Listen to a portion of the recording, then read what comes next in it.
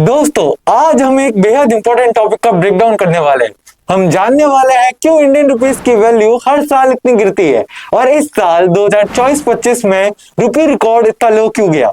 हम इसमें आम आदमी का पर्सपेक्टिव, सरकार का पर्सपेक्टिव और असली इकोनॉमिक्स क्या बोलती है, सब डिस्कस करेंगे। हम स्टेप बाय स्टेप समझेंगे international reason, domestic reason, politics, global market और आम आदमी पर इसका असली इम्पैक्ट।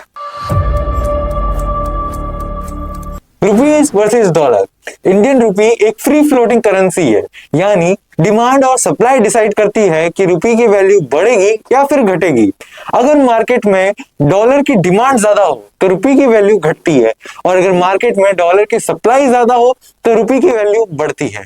साफ सीधे शब्दों में अगर मैं कहूं, अगर भारत से एक्सपोर्ट ज्यादा हो रहा है तो रुपीस की वैल्यू बढ़ेगी और अगर भारत में इंपोर्ट ज्यादा हो रहा है तो रुपीस की वैल्यू घटेगी।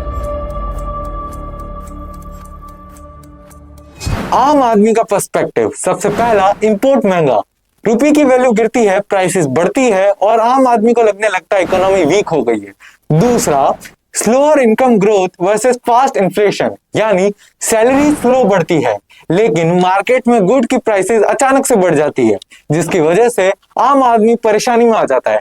तीसरा, साइकोलॉजिकल इम्पैक्ट, लोगों की साइकोलॉजी में सेट होता है डॉलर स्ट्रॉन्ग रुपी वीक, जिसकी वजह से लोग डायरेक्ट सरकार को ब्लेम करने लगते हैं।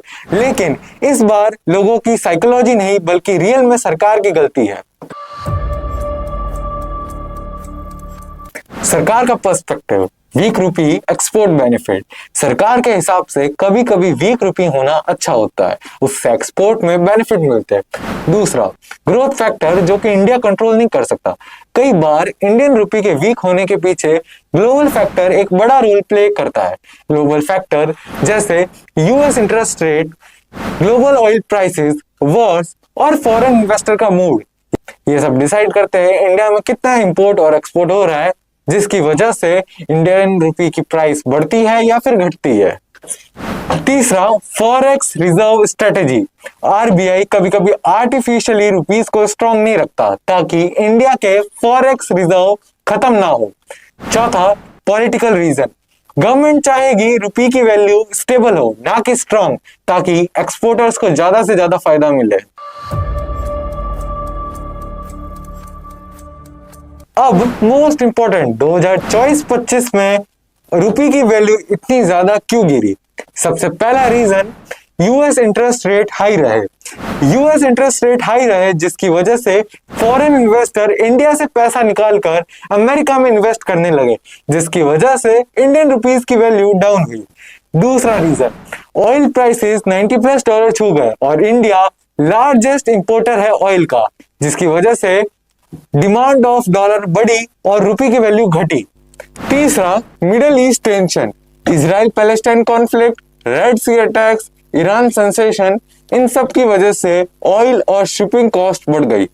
चौथा, चाइना एक्सपोर्ट डंपिंग, चाइना में बहुत ज्यादा एक्सपोर्ट होने लगा जिसकी वजह से इंडिया का एक्सपोर्ट कम हो गया एंड इंडियन रुपी वीक पड़ गई। पांचवा, इंडियन इलेक्शन, जब भी किसी कंट्री में इलेक्शन होते हैं उस कंट्री में फॉरेन इन्वेस्टर कॉशियस हो जाते हैं और अपना पैसा टेम्पररी निकालने लगते हैं। रुपये के गिरने के पीछे सिर्फ गवर्नमेंट का हाथ नहीं होता, इसके पीछे बहुत सारे फैक्टर्स होते हैं जैसा कि मैंने वीडियो में बताया। लेकिन इस बार जो रुपये ने 90 टच करा है उसके पीछे गवर्नमेंट का हाथ है। अगर गवर्नमेंट यूथ को अच्छी अच्छी अपॉर्चुनिटीज और स्कीम्स दे तो इंडिया से एक्सपोर्ट बढ़ेगा और अगर इंडिया से एक्सपोर्ट बढ़ेगा तो फिर इंडिया की रुपी वैल्यू बढ़ेगी। That was Unfiltered Lekhraj. Thank you for watching. अच्छी लगे तो प्लीज लाइक एंड सब्सक्राइब करें। जय हिंद।